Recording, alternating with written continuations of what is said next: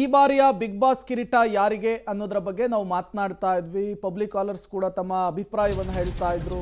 ಮತ್ತೊಂದು ಕಡೆ ಪ್ರಚಾರ ಕೂಡ ಜೋರಾಗಿತ್ತು.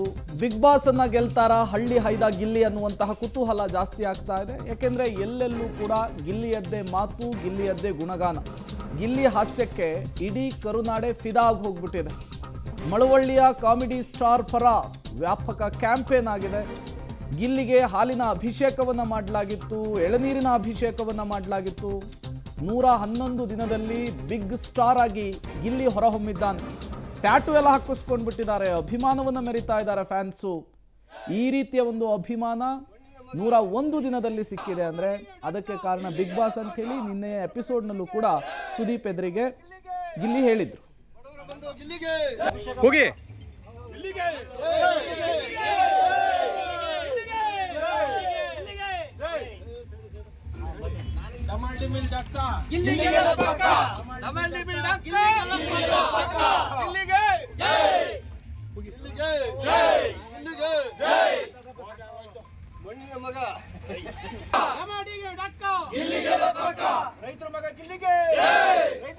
ಗಿಲ್ಲಿ ಕ್ರೇಜ್ ಹೇಗಿದೆ ಅನ್ನೋದನ್ನು ಗಮನಿಸ್ತಾ ಇದ್ದೀರಿ.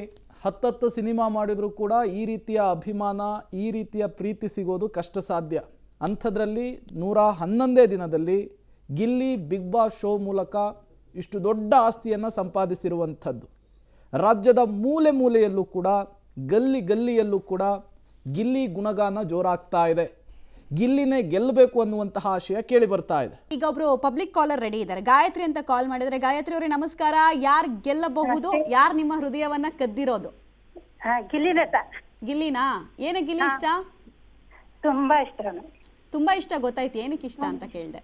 ಅವನು ಆಟ ಆಡ ರೀತಿ, ಮಾತಾಡೋ ರೀತಿ, ಮತ್ತೆ ಅವನ ನಟನೆ ಎಲ್ಲವೂ ಇಷ್ಟ. Okay okay, right. Thank you ಕಾಲ್ ಮಾಡಿದ್ದಕ್ಕೆ. ಓಕೆ, ಹೊನ್ನಾಳಿಯಿಂದ ಪುರುಷೋತ್ತಮ್ ಅಂತ ಹೇಳಿ ಕರೆ ಮಾಡಿದ್ದಾರೆ. ಪುರುಷೋತ್ತಮ್ ಅವರೇ ನಮಸ್ತೆ. ಹಲೋ, ನಮಸ್ತೆ. ಯಾರು ಗೆಲ್ತಾರೆ ಈ ಬಾರಿ ಬಿಗ್ ಬಾಸ್ ಕಪ್ಪನ್ನ? ಗಿಲ್ಲಿ. ಯಾಕಾಗಿ ಗಿಲ್ಲಿ?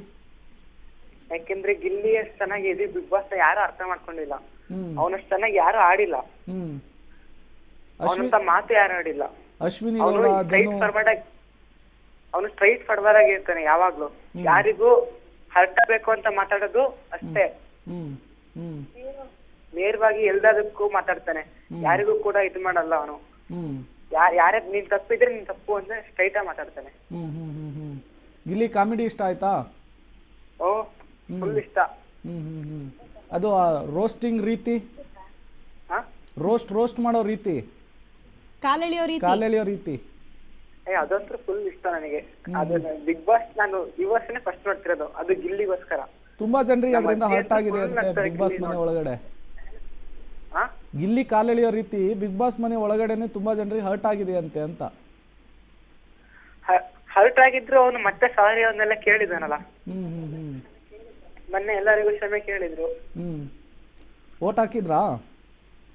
ಓ, ನಮ್ಮ ಮನೇಲಿ 3 ಫೋನ್ 99 ಓಟ್ ಗಿಲ್ಲಿಗೆ. ಓಕೆ, ಥ್ಯಾಂಕ್ ಯು ಪುರುಷೋತ್ತಮ ಅವರೇ ಕರೆ ಮಾಡಿದ್ದಕ್ಕಾಗಿ. ಈಗ ಮಂಜುನಾಥ್ ಅಂತ ಕಾಲರ್ ಒಬ್ರು ಇದ್ದಾರೆ. ಮಂಜುನಾಥ್ ಅವರೇ ನಮಸ್ಕಾರ. ಯಾರು ಗೆಲ್ಬಹುದು? ಗಿಲ್ಲಿ ಬಿಟ್ಟು ಯಾರು ಗೆಲ್ಬಹುದು? ಗಿಲ್ಲಿ ಬಿಟ್ಟು ರಕ್ಷಿತಾ. ಯಾಕೆ ರಕ್ಷಿತಾ? ಗಿಲ್ಲಿ ಮತ್ತೆ ರಕ್ಷಿತಾ ಹಳ್ಳಿಯಿಂದ ಬಂದವರು. ಅವ್ರು ಮುಂಬೈಯಿಂದ ಬಂದಿರೋದ್ರಿಂದ ಅವಳಿಗೆ ಕನ್ನಡ ಅಷ್ಟು ಸ್ವಲ್ಪ ಬರಲ್ಲ. ಆದ್ರೆ ಅವ್ರ ಮಾತು ತುಂಬಾ ಇಷ್ಟ. ನಿಮ್ ಮನೇಲೆಲ್ಲ ಕುತ್ಕೊಂಡು ನೋಡ್ತಿದ್ರಾ ಬಿಗ್ ಬಾಸ್ ನ ಕಂಟಿನ್ಯೂಸ್ ಆಗಿ? ಹೌದು ಮೇಡಮ್, ನಾವು ಪ್ರತಿ ದಿನ ಬಿಗ್ ಬಾಸ್ ನೋಡ್ದೇನೆ ಇರೋದಿಲ್ಲ. 11 ಗಂಟೆ ಆದ್ರೆ ಬಿಗ್ ಬಾಸ್ ನೋಡೋದು ಜಾಸ್ತಿ ನಾವು. ಇವತ್ತು ಹೆಂಗೆ ಸೆಲೆಬ್ರೇಷನ್? ನಿಮ್ ಪ್ರಕಾರ ಗಿಲ್ಲಿ ಗೆದ್ರೆ ನಿಮ್ ಮನೇಲಿ ಹೆಂಗೆ ಸಂಭ್ರಮ? ಅಯ್ಯೋ ಮೇಡಮ್, ಆಲ ಸೀವ್ ಮಾಡಕ್ ಬಂದಿವಿ, ಆಲೆ ಪಟಾಕಿ ತರ ಮಣಿಕೊಂಡಿದೀವಿ ಆಲ್ರೆಡಿ. ಆಗ್ಲೇ 11 ಗಂಟೆಗೋಸ್ಕರನೇ ಕಾಯ್ತಾ ಇದೀವಿ. ನಿಮ್ ಮನೆ ಕಡೆ ಹಾಗಾದ್ರೆ ನಾವ್ ಯಾರು ಬರಲ್ಲ, ಆ ಶಬ್ದಕ್ಕೆ ನಾವೆಲ್ಲ ಓಡೋಗ್ಬೇಕು ಅನ್ಸುತ್ತೆ. ಥ್ಯಾಂಕ್ ಯು ಮಂಜುನಾಥ್ ಅವರೇ ಕಾಲ್ ಮಾಡಿದಕ್ಕೆ.